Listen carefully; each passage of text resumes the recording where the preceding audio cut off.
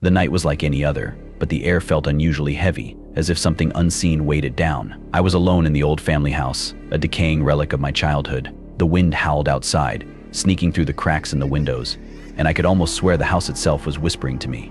I had come here to escape the noise of the city, hoping to find comfort in the familiar creaks of the wooden floors. But as darkness fell, the house seemed to come alive. It started with a soft thud like a door closing somewhere deep within the house. Even though I knew I was alone, my heart raced, pounding in my chest. I tried to dismiss it as the wind, but something inside me knew better. I stood up, the chair scraping loudly against the floor, and cautiously moved towards the hallway. Shadows danced along the walls, stretching and shrinking, as if they had a life of their own. When I reached the first door, I hesitated, my hand hovering over the doorknob. Just as I was about to turn it, a loud crash came from the kitchen, the unmistakable sound of glass shattering. I jumped, my breath catching in my throat.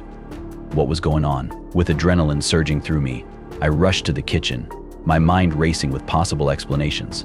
Maybe a branch had fallen, or an animal had gotten in. But deep down, I felt a growing dread, a sense that something far worse was at play. The kitchen window had shattered, leaving shards scattered across the floor like broken teeth. As I scanned the room, I heard the sound of running water.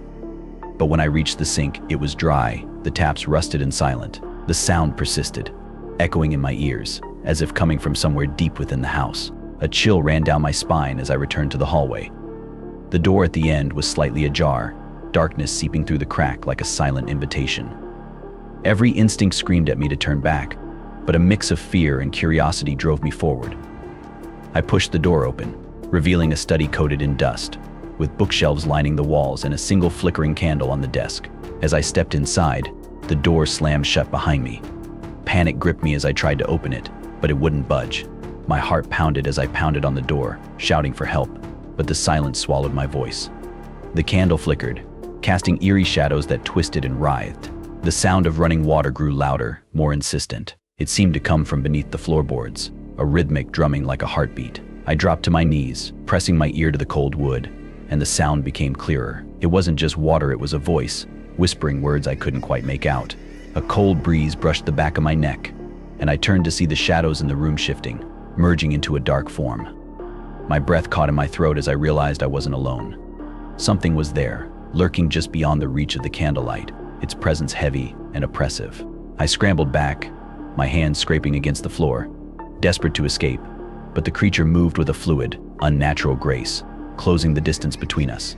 Its eyes glowed like embers, and I could feel its hunger, an insatiable desire for something I couldn't understand.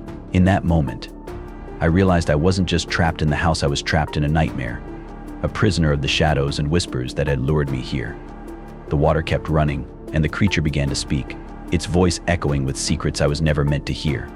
All I could do was listen, frozen in terror, as the darkness consumed me.